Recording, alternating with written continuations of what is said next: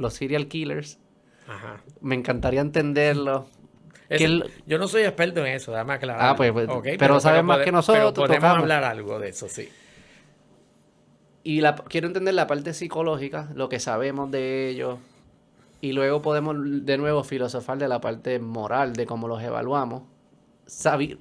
Resultado de saber lo que sabemos. Pero vamos a empezar por la parte psicológica. ¿Qué es lo que...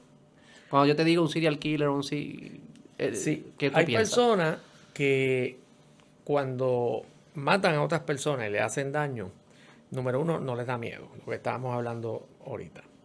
Número dos, hay un término que se llama insensibilidad emocional, que es bien importante. Ese término y ese constructo se ha investigado mucho. ¿Qué es sensibilidad emocional? Si yo te llevo a un sitio y yo te pongo unas películas de cosas bien tristes, pero no son artistas, niños llorando, niños mutilando, una mujer que acaban de violar, tragedia, la gente se identifica tanto y tanto y tanto que incluso empieza a llorar, como Claro. en el cine. Claro, sí, sí. De hecho, en el cine tú sabes que son actores que le están pagando. Claro, y la gente ni de termina verdad. ahí llorando, porque la gente tiene una empatía con ese personaje que está ahí. Claro. ¿Verdad? Pero ¿qué pasa cuando tú llevas a gente que tiene características psicopáticas, que es lo que llaman el psicópata? ¿Ok? Ven eso y las estructuras del cerebro, que son las estructuras emocionales, no se activan. Cuando se supone que se activaran, porque esa es la empatía que tú tienes con el dolor de esa persona. Así que si yo tengo esa deficiencia y yo tengo esa insensibilidad emocional, pues a mí no me importa que esa mujer esté llorando, suplicando por su vida.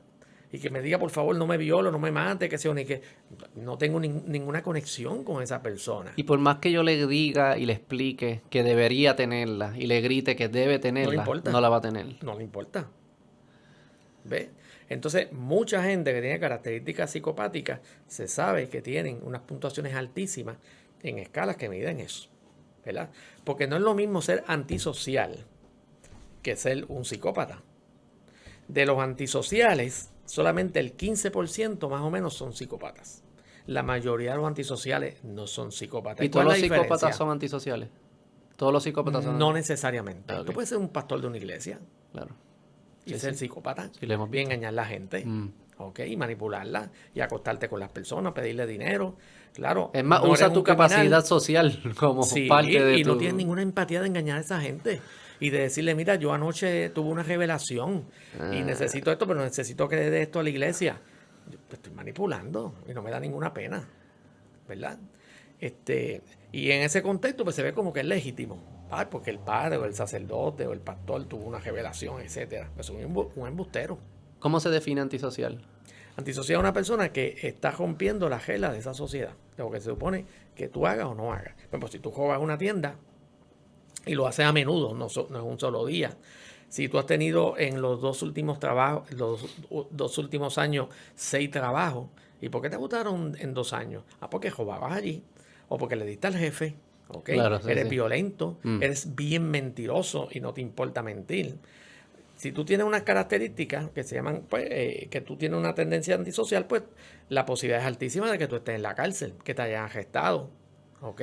O que te hayan botado de muchos empleos. ¿Y ese es ambiente? ¿Antisocial se conecta más con ambiente que genética? ¿O es ambas? Más el psicópata que el antisocial, porque el antisocial tiene un aspecto cultural, histórico bien grande. Por ejemplo, si tú vives en una comunidad pobre, donde hay pocos recursos, pues para mucha gente una alternativa de vivir bien es vender droga. Y también porque vives así sobrevive.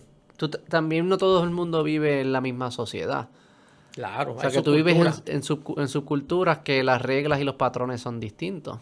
Entonces, eso te hace ser exitoso en esa subcultura, te mueves a la otra y la otra tiene otra regla. Y entonces, te dicen antisocial, pero en verdad, allá yo no era antisocial, soy antisocial aquí. No, aquí era un héroe. Exacto. Quizás un Robin Hood, como decían, ¿verdad? Pero todas las sociedades tienen leyes, todas. Y si tú esas reglas las violentas, pues entonces tú vas a pagar la factura. ¿Ves? Claro. En este caso, pues te arrestan, o hay consecuencias, o te botan del empleo, o vas a la cárcel. ¿Y se considera antisocial si yo estoy rompiendo una regla que yo puedo argumentar y demostrar que es una regla que no debería existir? ¿Sabe? No necesariamente. Por ejemplo, cuando pasó lo de Vieques, exacto, con Rubén Berrío, que lo arrestaron y estuvo preso, nadie diría que él es antisocial. Claro, no. Y él estuvo preso porque violentó unas leyes. ¿ok? Porque su acto se veía como más social, digamos. Era más aceptado por la sociedad que la misma ley. O sea, que no es necesariamente la ley, sino es las reglas culturales, más lo que determina si es antisocial. Exactamente.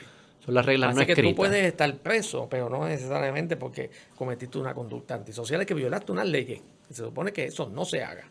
Se supone que tú no estés protestando allí. Pero el psicópata es distinto. El psicópata es otro. Se goza lo que hace. Ah. Lo disfruta. Que es lo que llamaríamos evil, ¿no? Eso es lo que es evil, ¿no? Como que el disfrute del sufrimiento ajeno. Sí, no tiene esa empatía con los demás y hace cosas que pueden ser devastadoras para las personas.